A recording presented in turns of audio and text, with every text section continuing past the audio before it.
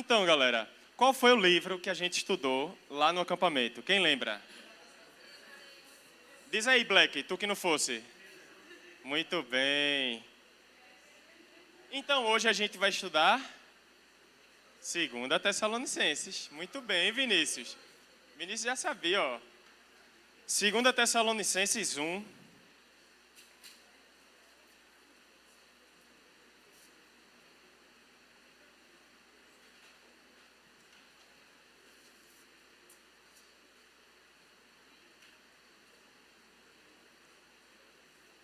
Quem está sem Bíblia, junta com quem está. Ah, tá. Tem esse negócio. Quem está sem Bíblia pode olhar aqui. Só liga as luzes. Pode ligar, Tiago, as luzes? Alguém pode ligar as luzes, por favor? Tudo geral. Tudo geral. Oi? Apago não, pode acender tudo. A gente é da luz. Liga tudo. Valeu aí. Então, vou começar lendo aqui. Paulo, Silvano e Timóteo, à igreja dos Tessalonicenses, em Deus, nosso Pai, e no Senhor Jesus Cristo. Graça e paz a vós outros, da parte de Deus Pai e do Senhor Jesus Cristo. Irmãos, cumpre-nos dar sempre graças a Deus no tocante a vós outros, como é justo, pois a vossa fé cresce sobremaneira, e o vosso mútuo amor de uns para com os outros vai aumentando, a tal ponto que nós mesmos nos gloriamos de vós nas igrejas de Deus, à vista da vossa constância e fé, em todas as vossas perseguições e nas tribulações que suportais, sinal evidente do reto juízo de Deus, para que sejais considerados dignos do reino de Deus, pelo qual, com efeito, estáis sofrendo. Se de fato é justo para com Deus que ele dê em paga tribulação aos que vos atribulam, e a vós outros que sois atribulados, alívio juntamente conosco, quando do céu se manifestar o Senhor Jesus com os anjos do seu poder, em chama de fogo, tomando vingança contra os que não conhecem a Deus e contra os que não obedecem ao evangelho de nosso Senhor Jesus. Estes sofrerão penalidade de eterna destruição, banidos da face do Senhor e da glória do seu poder. Quando vier para ser glorificado nos seus santos e ser admirado em todos os que creram naquele dia, porquanto foi crido entre vós o nosso testemunho. Por isso também não cessamos de orar por vós, para que o nosso Deus vos torne dignos de sua vocação e cumpra com poder todo o propósito de bondade e obra de fé, a fim de que o nome de nosso Senhor Jesus seja glorificado em vós, e vós nele, segundo a graça do nosso Deus e do nosso Senhor Jesus Cristo. Vamos parar por aqui. Oremos. Senhor Jesus, a gente agradece, Pai, pela oportunidade que o Senhor nos dá de estarmos aqui em Tua casa, com portas abertas, Pai, por termos total liberdade de Te adorar, Senhor.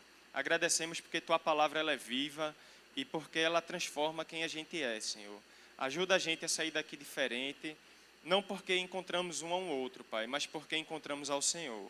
Em nome de Jesus que Te oramos, Pai. Amém. Eu queria começar dizendo que Júlia estava falando sobre a música, né? E a música tem tudo a ver com esse texto, porque a música fala assim, o túmulo ele está vazio. A nossa esperança ela está em Cristo, porque Ele morreu, é verdade, mas Ele ressuscitou. E Ele vai voltar para nos buscar. E o livro de Tessalonicenses, desde o primeiro, como a gente estudou no acampamento, vem falando sobre isso. Então, para quem não estava, o contexto dessa igreja era o seguinte. Paulo, em uma de suas viagens, ele fundou essa igreja. E, durante todo o sábado, ele ia até a sinagoga e discutia com os judeus. E a partir dali, foi se formando a igreja na cidade de Tessalônica.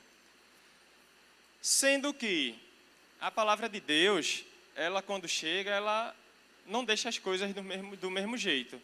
E isso começou a incomodar muita gente, a tal ponto que começaram a perseguir Paulo, e Paulo precisou sair da cidade de Tessalônica. Mas o que aconteceu? Ele saiu, mas a igreja nasceu, certo? E essa igreja, ela começou a crescer em número e crescer na fé, a tal ponto que ela se tornou exemplo para todas as outras igrejas. Acho que em 1 Tessalonicenses vai dizer assim, sobre a Acaia e sobre a Macedônia, todo mundo já ouviu falar de vocês. Todo mundo já ouviu falar do amor que vocês têm uns pelos outros. Então, era uma igreja que ela tinha... A marca dessa igreja era o amor, certo? Ela conseguia marcar outras igrejas, inclusive, a partir da sua atitude. Eles tiveram, apesar de estar numa cidade com muita religiosidade, com muitas outras questões, eles conseguiram ser luz. Então, assim, a primeira grande ponto que a gente tem que pegar desse livro de Tessalonicenses é uma igreja que fazia diferença onde ela estava. E até onde ela não estava, porque a fama dela correu, certo? Mas aí, seguindo, isso foi por volta do ano 51, 52, e, como é que se diz? Era um período de muita perseguição. Então, ali no primeiro século, tem até um livro muito bom que se chama O Livro dos Mártires. Quem tiver a oportunidade de ler esse livro, vai ver que no primeiro século, principalmente no primeiro século, mas vai ver em toda a história da humanidade, mas no primeiro século, o quanto que o cristão ele foi perseguido. Então, daí vai vir a questão das arenas com leões, eu acho que essa é a mais famosa, né? E muitos cristãos morreram nesse período. Engraçado que, acho que foi Edelvio conversando com a gente, o pastor Edelvio, acho que ele visitou lá, não lembro, eu sei que numa dessas viagens, ele disse que o pessoal lá no Coliseu tem uma área que é restrita, que ninguém vai. E eles dizem assim, essa história de que cristão era morto, de que tinha leão aqui, tudo isso é lenda. Então, assim, eles querem jogar para debaixo do tapete a história que não deu certo deles, né? o lado ruim deles. Mas a gente sabe que isso foi verdade. E também a gente vai ver que Pedro ele vai morrer crucificado, Paulo vai morrer decapitado, tudo isso no primeiro século. E a gente está nesse contexto de muita perseguição ainda, certo? Outra coisa que vai estar rondando essa igreja é a seguinte: Paulo ele não teve muito tempo para ficar lá, então ele não conseguiu ensinar tudo inicialmente que ele precisava, certo? Apesar de que em 1 Tessalonicenses ele vai dizer assim, tudo que a gente está falando agora eu já expliquei, eu vou repetir. Mas o pessoal continuou com dúvida. E era sobre o quê? Sobre, assim, quando eu morrer, o que vai acontecer? E Jesus vai voltar? Vai voltar hoje? Vai voltar amanhã? O que é que vai acontecer? Então eles estavam um pouco perdidos quanto a isso. Eles não sabiam, para eles naquele momento, como a perseguição era muito forte, eles diziam assim, Jesus está voltando agora, certo? E tudo isso rondando dúvidas, outros estavam muito entristecidos, porque tinham perdido parentes, e eles não sabiam assim depois, e agora? Acabou? Morreu? Como é que vai ser daqui em diante? Então, tudo isso foram questionamentos levantados por essa igreja, e Paulo ele escreve tanto 1 Tessalonicenses quanto 2 Tessalonicenses, num espaço de tempo muito curto. Alguns vão dizer que dentro de 6 meses, ele escreveu a primeira e 6 meses depois ele escreveu a segunda. Tanto que outros vão dizer assim, talvez tenha havido uma troca. 2 Tessalonicenses, na verdade, é a primeira. E 1 Tessalonicenses é a segunda. Porque o espaço de tempo foi muito curto entre elas. E o tema que elas vão abordar é muito semelhante, certo? Mas vamos seguir. A partir desse texto, a gente vê também que estava tendo uma certa desordem. Não no capítulo 1. Esse livro ele vai ter três capítulos. Se você chegar em casa hoje, já lê 1 e 2 Tessalonicenses. Vai ver, mas para o terceiro capítulo, que está tendo um pouco de desordem por parte de alguns irmãos dessa igreja. E Paulo também vai orientar sobre isso, certo? Mas vamos lá. A gente consegue dividir esse primeiro capítulo de Paulo, de Tessalonicenses. Paulo ele tenta abordar basicamente três tópicos vamos dizer assim, onde no primeiro, que vai do versículo 3 ao versículo 5, ele vai falar muito sobre a condição da igreja. Ele vai mostrar gratidão por essa igreja. Ele vai reconhecer o trabalho que essa igreja tem feito. Ele reconhece, ele diz assim... Eita, mexeu com isso aqui.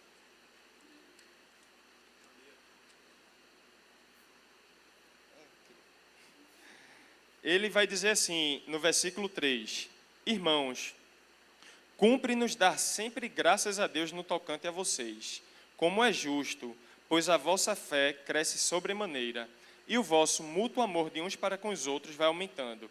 O que a gente consegue ver é que o próprio Paulo, ele se alegrava tanto com essa igreja, que eu imagino assim, Paulo chegando em outras igrejas, em outros locais, para levar o evangelho, e ele como um pai, e essa igreja como uma filha dele, dizendo assim, com orgulho, eu tenho uma igreja na cidade de Tessalônica, onde todos os irmãos se amam, onde todos os irmãos, eles conseguem fazer diferença em meio a todos aqueles que não creem em Cristo. Eles conseguem levar o amor de Deus, eles conseguem, mais do que falar do evangelho de Cristo, eles conseguem viver isso, eles conseguem internalizar. E Paulo falando dessa igreja com orgulho, porque o Senhor tem operado ali e eles têm se deixado trabalhar. É massa isso porque várias vezes a gente vê pastor Joel falando com a gente aqui e o cuidado que ele tem com a gente enquanto igreja, né? Filho, faça assim, filho, não faça assim. O cuidado que ele tem, porque ele ouve de Deus e ele quer direcionar a igreja de Deus para o mais perto de Deus possível. E com Paulo não era diferente. Paulo ele tinha essa alegria, essa igreja alegrava o coração de Paulo. Eu lembro que na pregação de Fábio, ele disse assim, tem igreja que não recebe nenhum elogio de Deus, ou de Paulo no caso. Não tem nenhum elogio, porque uma igreja é feita a de Corinto, ele até deu o exemplo. Uma igreja que está cheia de problema, uma igreja que está precisando deixar Deus habitar ali, está precisando deixar Deus reinar ali e na vida daquelas pessoas. E a gente vê um total oposto aqui na igreja de Tessalônica. E Paulo louva a Deus pela fé e pela perseverança dessa igreja. Mas aí a gente vai seguindo e vai vendo que do versículo 6 ao versículo 10, ele vai trazer uma outra abordagem, que é a seguinte: Cristo é a nossa esperança e ele está atento ao homem perverso, certo? E eu queria que a gente desse um foco maior aí. Tanto que estava conversando, o Tiago até mandou mensagem, qual vai ser o tema? Eu falei, bicho, não sei de tema assim. Mas aí, quando eu vi o texto, é o seguinte, eu nem lembro exatamente como eu mandei para ele, mas é a perseverança, é a alegria em meio ao sofrimento, em meio às tribulações, porque o cristão, seja a época que for, seja o local que for, ele vai sempre passar por dificuldades, sempre. Jesus disse que no mundo a gente teria aflição, né? Em nenhum momento ele prometeu que a gente não teria nada. Seria tudo só sombra e água fresca, pelo contrário. E eu quero que a gente dê um foco nisso. Mas ele divide também nos versículos 11 e 12 como devemos nos portar diante de dificuldades, principalmente quando perseguidos. E ontem à noite eu recebi a Portas Abertas, para quem não conhece, é uma instituição que dá suporte à igreja perseguida em todo o mundo. E aí saiu, acho que essa semana agora, o ranking de 2020, dos países que mais perseguem cristãos. Eu não consegui ver tudo, mas eu vi um número que assim, me chamou muita atenção. 260 milhões de cristãos são perseguidos no mundo hoje, certo? 260 milhões. Então, assim, a gente não tem noção do que é isso. A gente não tem noção. A gente não tem noção do que essa igreja estava passando. Imagine, a gente está aqui e na semana que vem Alguns irmãos nossos não vão aparecer, porque foram jogados numa arena com leão. E na outra semana, outros não vão aparecer porque estão presos. E na outra semana, outros estão sumidos. Enfim, essa é a realidade de mais ou menos 260 milhões de cristãos no mundo. São nossos irmãos. E a gente precisa estar atento a isso. Agradecer a Deus, porque a porta está aberta. E a gente, graças a Deus, não corre nenhum risco aqui de ser preso, de ser morto, de nada disso. Mas a gente precisa orar por aqueles que têm essa realidade, né? Como nossos irmãos, o Ardilinho falou aqui, não é porque o dedo midinho que precisa estar longe, não é porque meu irmão está na China, está na Coreia do Norte, está na África, está não sei aonde, que a gente precisa estar longe. Pelo contrário, eu gosto muito de uma frase que diz assim, há muitos lugares que a gente não pode ir. Por exemplo, eu não posso entrar na Coreia do Norte com a Bíblia livremente, mas a minha oração ela vai até lá. Então, a oração de cada um aqui, ela passa qualquer fronteira, ela vai muito além do que qualquer pessoa possa ir, certo? Mas vamos seguir. Quando a gente vai seguindo, primeiro ponto, quando eles assim, Paulo, Silvano e Timóteo. Esse Silvano, para quem não conhece, é Silas, certo? Paulo e Silas, Silas muito amigo e companheiro de Paulo e de Timóteo, de outras viagens e até de Cáceres, né? Paulo e Silas ficam presos juntos, certo? E aí, Paulo começa a carta, como de costume, se apresentando e saudando aquela igreja, certo? Paulo, Silvano e Timóteo, a igreja dos Tessalonicenses, em Deus, nosso Pai e nosso Senhor Jesus Cristo. Graça e paz a vocês da parte de Deus Pai e do nosso Senhor Jesus Cristo.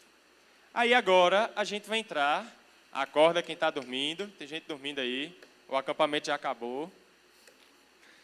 No versículo 13 ele vai dizer assim, deixa eu ver aqui na versão de vocês.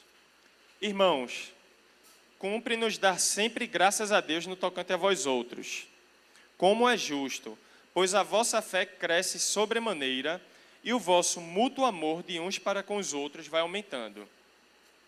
A tal ponto que nós mesmos nos gloriamos de vocês nas igrejas de Deus, à vista da vossa constância e fé em todas as vossas perseguições e nas tribulações que suportais. Dá uma paradinha aí no 4. Vê o que Paulo está dizendo. À vista da vossa constância e fé, na NVI vai dizer assim, a perseverança e a fé em todas as vossas perseguições e nas tribulações. Era uma igreja que a gente já viu que era marcada pelo amor. Mas tem outras duas características muito fortes que contagiava Paulo, que contagiava Timóteo, que contagiava Silas e contagiava toda a cidade e outras igrejas, que era fé e perseverança. A gente ouviu muito, acho que em duas ou três pregações durante o acampamento, alguém leu o texto que diz assim, por se multiplicar a iniquidade, o amor de muitos esfriará, certo? Mas a gente vê aqui, na igreja de Tessalônica, duas características que ajudam muito eles a ir de encontro a isso, a permanecerem firmes em Cristo. A perseverança e a fé. Eu não sei quem lembra, na última rede que teve, Edelvio pregou e falou assim, você só vai saber que tem o tamanho da sua fé quando você passar por uma grande dificuldade. Algo desse tipo ele falou. E depois aconteceu que ele adoeceu, o filho adoeceu e toda a questão com a filha dele, eu fiz, Edelvio, tu lembra o que tu estava pregando na rede? Aí ele fez, Deus faz dessas coisas.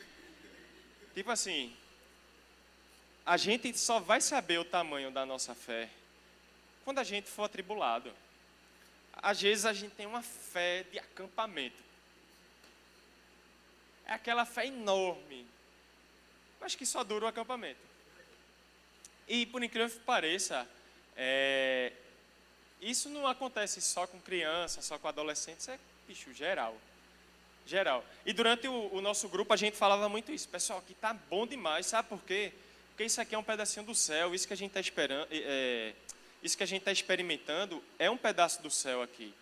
Quem quer ir embora? Tinha, sei lá, 50 pessoas, ninguém queria ir embora, todo mundo queria ficar ali, comida pronta, brincadeira, ia no culto e tal.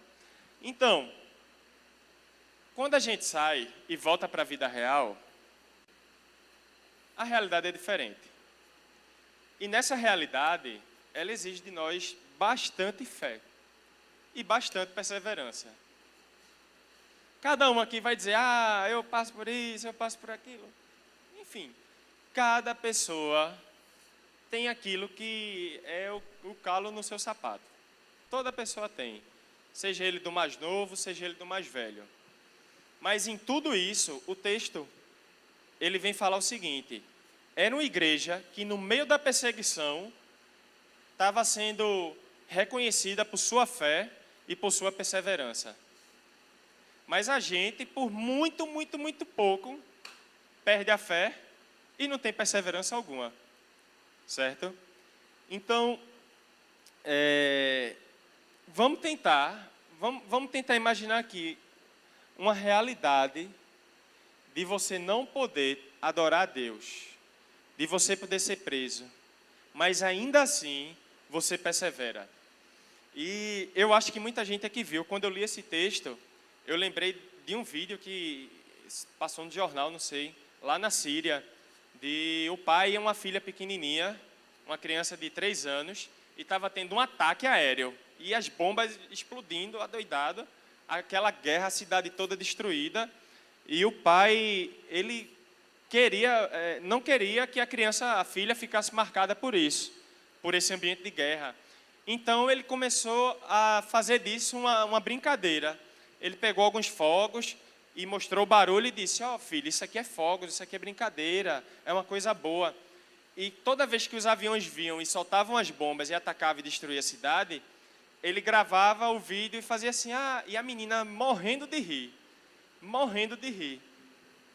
E quando eu li esse texto, eu lembrei, poxa, o pai ele não desistiu da filha ali. Ele perseverou para a filha estar bem, no meio de uma guerra, a cidade toda destruída, mas a realidade dele ali, no meio de uma guerra, ele não desistiu, ele poderia, sei lá, fazer qualquer outra coisa. Mas ele não desistiu de cuidar da filha dele, de cuidar da família dele. Então, cada um vai ter sua realidade. Talvez, graças a Deus, não tem bombas explodindo por aqui ao nosso redor. Mas talvez na sua escola, você é atacado por você ser crente. Hein? Que bicho besta. Só ele não bebe. Ele não pode namorar. Ele não pode fumar, não pode fazer nada. É muito chato. Então, assim, todo mundo em algum lugar passa por isso. Seja no seu trabalho, seja na sua faculdade, seja na sua escola. Essa é a realidade. E a gente precisa perseverar na nossa fé. A gente precisa ser marcado pela fé que a gente tem. E não porque fulano é inteligente demais, porque fulano é bonito, porque fulano é feio, porque fulano é brincalhão. Não, a gente tem que ser marcado por quem a gente carrega. A Dilson o tempo todo no grupo fala assim, pessoal, entende uma coisa, foi Deus que veio e falou isso com você. Foi Deus, o Todo-Poderoso veio e falou com você. Deus, na infinitude dele, se preocupa tanto com a gente que ele fala com a gente. E ele está atento a gente vai continuar vendo e vai perceber isso, que ele está atento. Então, por que a gente não perseverar na nossa fé? E por que a gente não ser marcado pela nossa fé? Certo? Essa igreja era marcada por isso. A gente precisa ser marcado por isso. E não por tantas outras coisas. Hoje, tem muito cristão querendo ser marcado porque é o cristão legal, que aceita todo mundo do jeito que é, e tudo tá bom, e pela festa, cristão que bota bloco de carnaval. Não, a gente não tem que ser marcado por isso, não. A gente tem que ser marcado pela palavra. A gente tem que ser marcado por marcar as pessoas com a palavra de Deus. É isso que tem que ser a nossa vida. Certo? Mas vamos seguir o texto. Verso 5. Sinal evidente do reto juízo de Deus, para que sejais considerados dignos do reino de Deus, pelo qual, com efeito, estáis sofrendo. Essa fé e essa perseverança é um sinal, como é que ele diz? Evidente do reto juízo de Deus. Essa fé e essa perseverança é um sinal de que Deus está agindo. E vai chegar uma hora, como diz o texto mais à frente, que aqueles que quiseram abrir mão de sua fé, que quiseram viver longe de Deus, eles vão passar por isso. E essa era uma das dúvidas dos Tessalonicenses. E Paulo vem e diz assim, galera, o cristão, o discípulo, ele está salvo. Ele está salvo.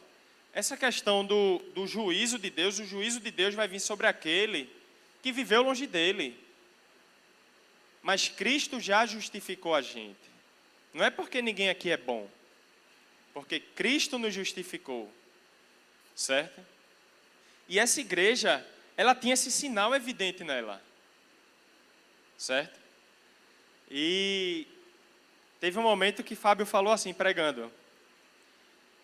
Tem músicas que eu sei que eu posso ouvir com minha esposa. Tem músicas que não faz mal nenhum, não é pecado nenhum. Mas eu abri mão disso porque minha vida é para glorificar a Deus. E aí eu fiquei, poxa, a gente precisa ter essa consciência. Tem coisas que a gente faz que não está errado, é verdade. Mas a gente precisa se dedicar 100% a Deus. Por que não? Tocou a música aí de Isaías 53. Eu vou falar porque ela não está aqui. A minha sobrinha, que está aqui, é pequenininha, ela perguntou assim, e Jesus foi esmagado? Aí eu fiz, ele sofreu bastante. Por mim e por você. Ela, poxa, tipo assim. A gente precisa ter a noção do que Cristo passou para que a gente estivesse aqui hoje. A gente precisa ter... eu gosto muito, por exemplo, do momento da ceia. Porque o momento da ceia remete muito àquilo que Cristo fez na cruz, para que a gente estivesse aqui hoje. O momento da ceia, eu amo o momento da ceia. Para mim é muito especial poder participar da ceia, porque eu lembro de que Cristo ele morreu no meu lugar. Eu lembro de tudo que ele sofreu. E eu fico, poxa, ele passou tudo isso, porque eu não posso dar a minha vida 100% a ele? Porque eu não posso ser marcado pela fé e pela perseverança no Evangelho? No lugar de ser conhecido por qualquer outra coisa. Aquilo que vem à sua mente, talvez hoje seja um Deus seu. Certo? A gente precisa ser marcado pela nossa fé e pelo nosso amor. Jesus vai dizer assim, por amardes uns aos outros, conhecerão que vocês são os meus discípulos. Será que a gente está sendo conhecido por isso? Tantas vezes eu vejo o outro lado também, né? Eu falei do cristão que bota bloco de carnaval, tem o outro, né? Que só faz o acusador. Só ele é o bom. Por que isso, por que aquilo? Não, pô. Cadê o amor? Nem tanto, nem só o amor, que a gente parte para um lado mais liberalista, nem só a justiça, que a gente vai partir para um lado muito religioso, para a religiosidade. A gente tem que viver como Cristo viveu. Quando chegaram lá para apedrejar a mulher, ele disse assim, tá bom, aquele que não tem pecado, atire a primeira pedra. Isso quer dizer que ele concordava com o que ela fez? Não. Lógico que não. Mas Jesus ele tinha um equilíbrio. Ele veio para buscar a alma perdida. E aquela mulher, como muitos de nós, estava precisando ter esse encontro com ele. A mulher samaritana e tantos outros. Certo? Então a gente precisa ser marcado por isso. Isso tem que ser um sinal evidente. Sinal evidente da Igreja de Cristo. Mas vamos seguindo. Uma coisa interessante do versículo 5 ainda é o seguinte. Deus, essa capacidade de suportar esse sofrimento, ela não vem porque eu sou forte. Ela vem de Deus. Por isso que hoje é muito comum a gente escutar algumas pessoas dizendo assim: eu sou crente. De qual igreja? Não, da minha casa. Não, não tem essa, eu sou crente da minha casa. A gente precisa estar aqui, ó, juntinho, um do outro. Porque quando eu estiver fraco, o Ítalo me ajuda. Quando Tatá estiver fraca, Gabriel ajuda ela. A gente precisa estar junto aqui, ó. Deus ele vai agir através de pessoas também. Mas se eu me isolo, como que isso vai acontecer? Então a gente precisa estar andando junto. A gente precisa deixar Deus fortalecer a gente.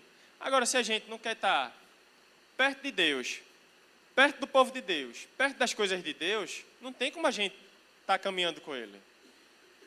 Não tem como, certo? E outra coisa, isso fica um sinal muito claro para aqueles que perseguem. Por exemplo, eu lembrei de um episódio, acho que todo mundo assistiu, né? Todo Mundo Odeia o Chris, né? E aí tem um episódio que tem um cara lá, grandão, pá, todo forte, e quer pegar Chris para fazer alguma coisa. E tem a hora, Malcolm, quando ele vai pegar Chris, aí Július aparece. Július é o pai de Chris. Aí Július aparece. Aí ele vira assim: você tem um pai? Tipo, alguma coisa desse sentido. A gente tem um pai. E a gente tem um pai que está com a gente em todo o tempo. A gente tem um pai que está com a gente nas horas que a gente mais precisa. E a gente tem um pai para todas as horas. Até para aquelas que a gente acha que está tudo tranquilo, a gente tem um pai que está do nosso lado. E a gente precisa assumir isso. Bicho, eu tenho um pai que está comigo. Por mais que você não tenha um pai humano, você tem um pai, Deus. Ele está com você. E quando os Malcolms da vida vierem, Deus ele vai dizer: ele tem um pai. Ele não está sozinho. Eu estou com ele. Agora, vou fazer feito a Deus. Imagina, Deus, grande, do jeito que está aqui, ó. Deus está aqui. Quando a gente viver em todo lugar, em todo momento, com essa consciência, a gente vai agir diferente, certo? Vamos ter essa consciência que a gente vai agir diferente. Mas vamos seguir de verdade agora, porque eu não sei nem que hora é essa, que eu não consigo enxergar a hora ali. Que hora é? Tem 2 horas ainda, né? 6. Se de fato é justo para com Deus, que Ele dê em paga a tribulação aos que vos atribulam. Pode seguir. E a vós outros que sois atribulados, alívio juntamente conosco, quando do céu se manifestar o Senhor Jesus com os anjos do seu poder. Esse versículo aqui é incrível. Primeiro, ele está falando de um alívio vindouro. Pessoal, está doendo agora, eu estou ligado, porque eu estou passando isso com vocês. Eu estou com vocês, ó. Eu não estou aqui sentado junto, mas eu estou sentindo isso também. Eu estou passando por essa mesma condição. E aí todo mundo está ligado o que Paulo sofreu, né? 3 naufrágios, não sei quantos açoites, prisões, picada de cobra, enfim. Tudo isso Paulo passou por amor ao Evangelho. Não foi por amor a nada, não. Foi por amor ao Evangelho. Se ele quisesse uma vida confortável, boa, ele tinha. Mas ele abriu mão de tudo isso para viver por fé. Para viver perseverando no Evangelho. E ele, como... eu não lembro se é aqui na continuação dos capítulos 2 e 3, diz assim: eu não quis nem ser um peso para vocês e eu fui trabalhar. Ele era um exemplo de alguém que caminhava com Cristo. E a igreja de Tessalonicenses olha para Paulo e vê isso em Paulo. E eles conseguem reproduzir isso. Paulo ele influenciou a igreja, ele fundou aquela igreja, ensinou aquela igreja a tal ponto que aquela igreja imitava ele porque ele imitava Cristo. A igreja não imitava ele porque ele era um popstar. Não, ele não era um popstar, não. Andar com Paulo era perigoso. Andar com Paulo era sinal de problema. Certo? Mas, em meio a tudo isso, ele diz assim: eu estou junto, pessoal. Eu estou junto com vocês. E aí ele diz, quando do céu se manifestar o Senhor Jesus com os anjos do seu poder. No acampamento pregaram também, e no grupo foi uma discussão muito grande, eu acho que no grupo de todo mundo que estava lá. E no céu, o que é que a gente vai fazer? E no céu, eu vou casar? Os mais novos perguntando. E no céu, eu vou poder fazer isso? E no céu, eu vou poder fazer aquilo? Pessoal, no céu a gente vai poder fazer algo que a gente não tem nem dimensão de quão bom vai ser hoje. Hoje a gente não tem essa dimensão. A gente vai estar junto com os anjos adorando a Deus. E é disso que o texto está falando. Paulo ele não falou exatamente de que de como vai ser o pós-morte, mas ele já está dando aqui as deixas. Ó. Ele já está dando aqui, ó, juntamente conosco, quando do céu se manifestar o Senhor Jesus com os anjos do seu poder. E isso vai remeter lá a Apocalipse 1,14, que vai falar sobre ali vai trazer a visão de um ser, e aí ele vai descrevendo esse ser. E aquilo nada mais é do que Cristo glorificado. No dia que eu entendi isso, eu fiz, caramba, Cristo glorificado, entronizado, vai voltar para buscar a sua igreja. E era isso que os tessalonicenses ainda não tinham entendido. E estavam cheios de dúvida. E talvez essa seja a sua dúvida hoje. Vamos sair daqui resolvido, ó. Cristo vai voltar para me buscar. Se não voltar antes, eu vou e vou encontrar com Ele. Ponto. E aí Paulo vai dizer, viver para mim é Cristo, mas morrer para mim é lucro. E em outra hora ele vai dizer assim, eu por mim queria estar com Deus, mas eu sei que uma obra precisa ser feita, eu vou continuar aqui com vocês. Mas eu por mim, eu quero estar com Deus. Então, esse texto, essa visão dos céus se abrindo, Deus voltando com seus anjos, Jesus voltando com seus anjos, seu exército de anjos, isso tem que criar em nós um anseio pela eternidade. Isso tem que criar em nós um anseio por estar perto de Deus. E tirar de nós assim, meu irmão, eu quero fazer um vestibular. Tá? Alguns vão fazer vestibular aqui esse ano, né? Por que eu vou fazer tal vestibular? Tanta gente aqui, a gente está vendo, caminha com a gente, entra na faculdade e se perde. Porque o coração dele se afasta de Deus. O coração dele vai para a minha profissão, vai para o meu dinheiro. E isso não se dá só para adolescente. Às vezes são os adultos. Aqui tem muito adulto, muito pai também, muita mãe. E isso acontece. Eu preciso trabalhar mais para sustentar minha família. Não, nosso coração tem que estar em Deus. Lá no Salmo, eu acho que é Salmo, eu não lembro se é Salmo 8, mas é assim, Deus dá os seus enquanto dormem. O nosso coração tem que estar naquilo que é eterno. E isso é uma luta diária nossa, porque a gente deseja aquilo que a gente vê. A gente deseja tantas coisas. Quem é mais novo aí, às vezes, vai fazer, o que é que você quer ser? Eu quero ser médico. Por quê? Porque eu quero ser rico.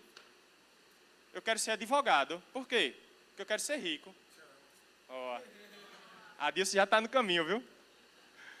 Eu quero ser isso, eu quero ser aquilo, mas sempre com a motivação errada. O problema não é você ser médico, o problema não é ser advogado. O problema não é nada, o problema é o seu coração. A igreja de Tessalonicenses estava com o coração todo voltado para Deus.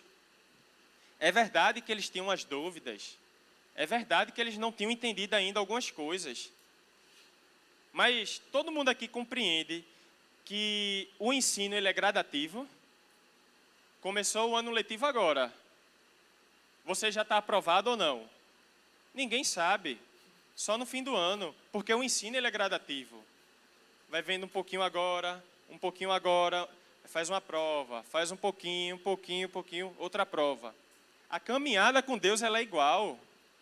A gente vai caminhando com Deus e vai conhecendo esse Deus cada vez mais de perto, e a gente vai conhecendo os propósitos de Deus, e a gente vai colocando o nosso coração onde Deus quer que a gente coloque. E a igreja de Tessalonicenses estava nessa caminhada. Tem coisas ainda que eu não entendi. Mas isso não fez eles se perderem do caminho, certo? Tem coisas que eu não entendi, que eu vou procurar aprender na minha caminhada. Mas eu vou continuar seguindo o caminho que já foi proposto, certo? Vamos seguir. 8. Em chama de fogo, tomando vingança contra os que não conhecem a Deus e contra os que não obedecem ao Evangelho do nosso Senhor Jesus. Estes sofrerão penalidade de eterna destruição, banidos da face do Senhor e da glória do seu poder. Quando vier para ser glorificado nos seus santos e ser admirado em todos os que creram, naquele dia, porquanto foi crido entre vós o nosso testemunho. Volta aí no 7. Desculpa, no 8. Cadê? Esse texto aqui, ó. Eu passei por um momento, quando eu me converti, eu tinha 13 anos. E aí eu fiz, filar errado, né? Não posso mais filar. Se liga aí, ó. Eu não posso mais filar, não posso dar fila, não posso fazer nada. Saí do meio da galera ali. Aí, o tempo foi passando, a escola belezinha, pá. Quando chegou faculdade, aí o assunto já não era mais tão fácil assim, né? E a turma continuava filando. E eu, eu não posso filar, né? Tô caminhando com Deus, né? E a turma começou a passar e eu ser reprovado. E a turma chegava para mim e dizia assim, meu irmão, deixa de ser idiota, deixa de ser besta. Fila logo, tu não sabe, o professor não está nem vendo, ele sai da sala. E todo dia uma pessoa chegava e vinha soltar uma graça, né? Como se tivesse passado, sabendo, né? Passou junto com o WhatsApp. Mas vamos lá. E isso começou a me incomodar de tal forma, e eu questionava a Deus, falei, Senhor, eu estou buscando fazer a tua vontade. O professor sai da sala e eu não filo, todo mundo passa e eu reprovo. Será que isso é justo? E eu questionando com Deus, né? Será que isso é justo? Que isso, meu Deus do céu? E eu diante de Deus assim, que injustiça, eu deveria ter filado. E Deus, na sua misericórdia, não me fulminou, né? Como poderia ter feito, mas não me fulminou. E disse assim, meu filho, o coração deles só olha para cá. O coração deles só olha para isso aqui, ó. Só olha para tudo que está aqui nessa terra. Mas o que eu tenho para você não está nada aqui. O que eu tenho para você está em outro lugar. Deixa eles irem. E esse texto ele vem falar sobre isso. Em chama de fogo, tomando vingança contra aqueles que não conhecem a Deus e contra os que não obedecem ao Evangelho do nosso Senhor Jesus. E ele veio e disse assim, eles não vão se safar dessa. Em uma hora eles vão ter um encontro comigo. E eles vão ter que prestar conta disso que eles fizeram. E aquilo me acalmou. Reprovei, mas fiquei em paz. Reprovei, mas vou para o céu. Então, assim, a gente precisa estar ligado nisso. Porque se o nosso coração estiver aqui, a gente vai filar. Eu estou dando o exemplo da fila porque aconteceu comigo. Mas tem tantos outros aí. Teve no nosso grupo alguns que falaram de bebida, outros que falaram de droga, outros que falaram disso, outros que falaram daquilo. Cada um vai passar pelo seu dilema. Faço ou não faço? Todo mundo faz. Todo mundo faz, mas a palavra diz que Deus uma hora vai ter um encontro com cada um. E aí você faz lá com seus amigos e agora? Na hora de se encontrar com Deus é você e Deus. Você vai dizer o quê? E aí, Deus? Todo mundo fez. Só eu não ia? E ele vai dizer, meu filho, você sabia. Você fez consciente. Então a gente precisa entender que pecado é pecado. E que em um momento a gente vai se encontrar com Deus. E a gente vai prestar contas a Deus. E a gente não pode dizer assim, passar a mão no pecado. Não. Pecado é pecado. O pecado ele afasta o homem de Deus. Seja ele uma fila, seja ele um assassinato. Vai mudar a consequência, é lógico. Mas diante de Deus o pecado já afastou. E aí a gente precisa pegar esse ponto de retorno que Deus ele oferece na nossa caminhada. A gente vai andando e se perde. Mas Deus ele estende a mão de novo e fez, bora, não para não. Para não. Por isso existe o discipulado. O discipulado é um cristão que caminhou um pouco mais, tentando ajudar um que está caminhando, que começou a caminhar agora, ou que caminhou menos. Porque todos nós precisamos disso. Senão a gente vai começar a se encantar com tudo que é dessa terra e vai esquecer daquilo que é eterno. E aí a gente vai se encontrar não com o nosso Deus tão desejado, mas a gente vai se encontrar com um Deus que veio buscar justiça e vingança, como diz o texto. Certo? Mas vamos seguir, no 9. Estes sofrerão a penalidade de eterna destruição. Pessoal, outra coisa que a gente bateu muito em cima foi o seguinte. O céu, quando a gente está com Deus, isso é céu. Quando a gente está caminhando com Deus, isso é céu. É por isso que a gente pode experimentar um pouco do céu aqui, porque a gente já está com Deus. Assim como a distância de Deus já é condenação. Aqueles que vivem longe de Deus, por mais aparentemente felizes que estejam, eles já estão vivendo uma condenação. Certo? Por isso levanta algumas questões. Por exemplo, a nossa necessidade de influenciar pessoas, não influenciar por mim, mas influenciar para que venham para o caminho de Deus. Porque se essas pessoas continuarem caminhando da forma que estão, elas vão continuar condenadas por toda a eternidade.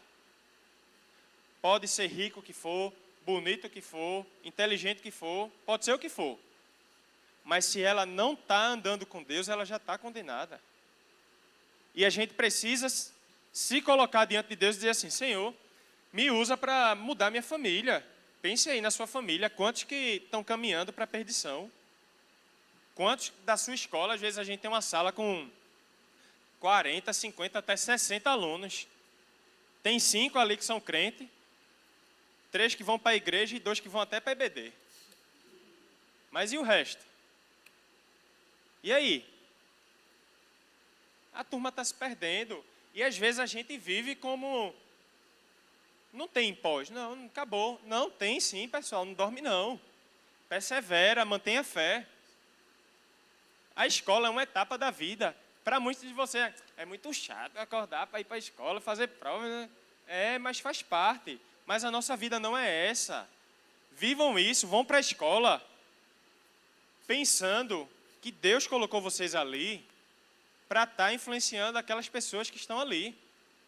Pô, todo mundo aqui que é mais velho passou pela escola e sobreviveu, o que é importante.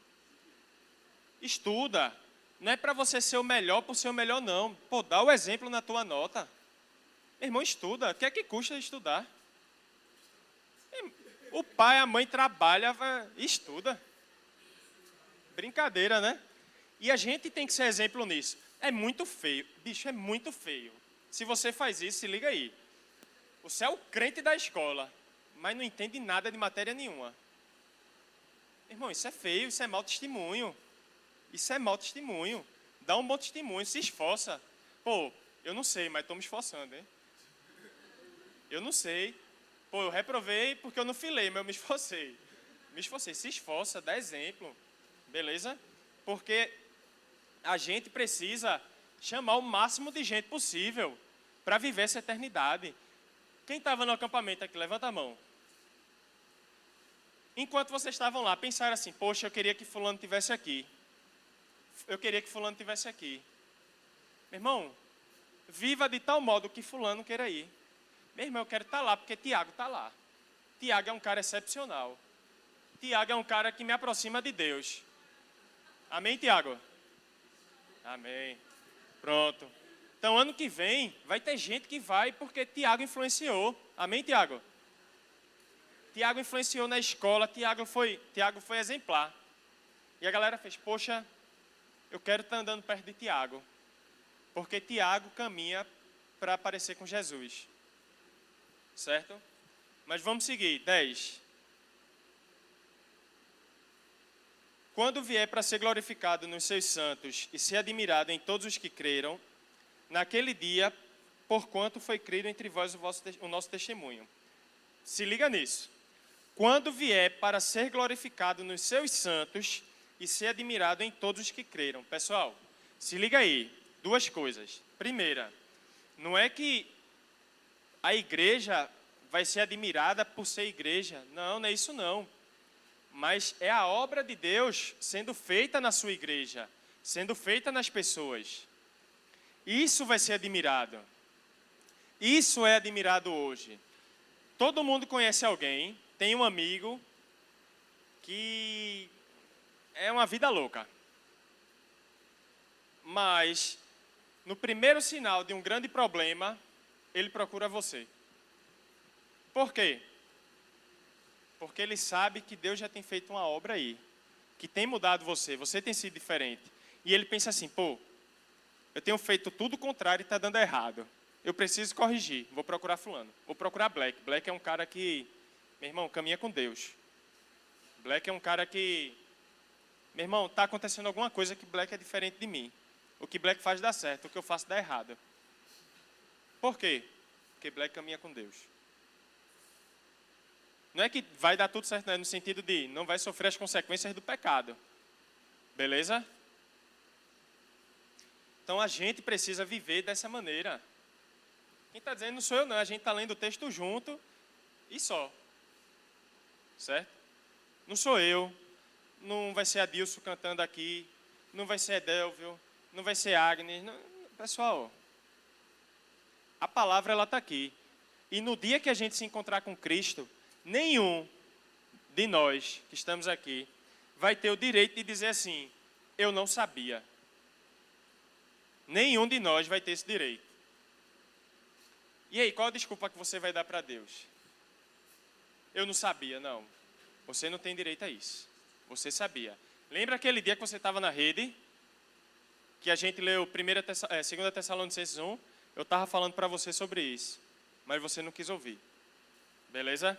11. Por isso também não cessamos de orar por vocês, para que o nosso Deus vos torne dignos da sua vocação e cumpra com poder todo o propósito de bondade e obra de fé. Outra coisa, tem gente que se gloria porque é bonzinho, né? Pessoal, mas o texto está dizendo, ó, toda boa obra vem de Deus, tudo vem de Deus. A gente é só um instrumento. E a gente vai ler, abre aí, 2 Coríntios 4, 7.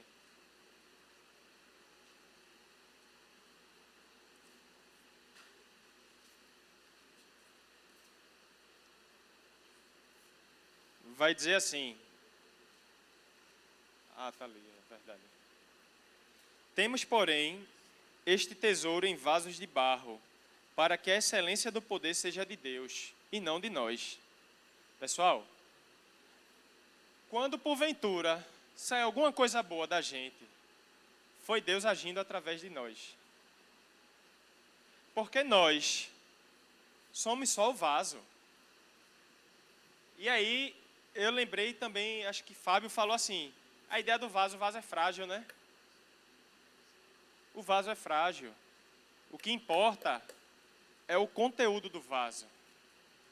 O que importa é que a gente é um vaso, é verdade, mas tem um tesouro dentro de nós. Esse é que importa. Então, a gente tem que entender e tem que se colocar para ser esse vaso com esse bom tesouro. E não o contrário, a gente é o tesouro. Tem gente que vive como se fosse o tesouro, não é. Não é. Você pode cantar todo domingo aqui, pregar para 1 milhão de pessoas, mas você continua sendo vaso. O tesouro é a palavra de Deus. Se você, porventura, quer fazer, quando a gente chama, eu quero fazer teatro, Agnes vem e chama, bora participar da peça? Bora. Oxe, eu vou, porque eu vou virar um artista e vou para a Globo, não sei. Pessoal, esquece, hein? Esquece. Esquece que você vai estar cavando o seu próprio buraco. Beleza? Mas seguindo para o 12, para a gente encerrar. A fim de que o nome do nosso Senhor Jesus seja glorificado em vós e vós nele, segundo a graça do nosso Deus e do Senhor Jesus Cristo. Tudo isso, com essa finalidade. A fim de que o nome do nosso Senhor Jesus seja glorificado. Então, toda a nossa vida, ela tem uma finalidade. Vocês já pensaram assim, poxa, me converti, posso ir embora para o céu, morar com Deus. Por que isso não acontece? Porque Cristo, que é Deus, Ele tem uma finalidade para cada um de nós. Imagine o seguinte, tem gente aqui que na sua família, na sua casa, só você é crente, só você é cristão, só você conhece da palavra. Aí você se converte, Deus leva. Oxente, e quem é que vai levar o evangelho para o resto da casa? Essa obrigação é sua. Essa obrigação não é do pastor. Essa obrigação não é do discipulador. Não, essa obrigação é sua. Certo? Na sua escola, meu irmão, faz intervalo bíblico na tua escola, pô. Assim de gente se converte em intervalo bíblico. Mas tem crente, na minha época que eu fazia intervalo bíblico lá, tinha uns amigos crentes que eu dizia assim, bicho, eu estou precisando de alguém que toque, o cara tocava. Bora, vou, pô. Nunca o cara foi, nunca. Mas no domingo estava aqui na igreja tocando. Onde é que está o coração desse cara? No meio da aula, o cara gazeando. Cadê fulano? Pô, tá gazeando. Véio. Bora pro intervalo. Bicho, não. Negócio chato da caramba. Irmão, se você, que já tem esse tesouro, esse vaso com esse tesouro, não quer estender isso para os outros, qual a finalidade da sua vida? Então, a gente precisa olhar para o livro de Tessalonicenses e aprender com eles. Aprender sobre esse encontro que a gente vai ter com Cristo. Aprender sobre uma forma de viver. Aprender que a gente precisa ser marcado pela fé e pelo amor. Aprender que em meio a toda tribulação que a gente passa e vai passar, e que pode ficar muito pior, certo? A gente não pode abrir mão da nossa fé. A gente tem que continuar olhando. Abre aí, Hebreus 12, 2. Para a gente falar sobre isso, rapidinho.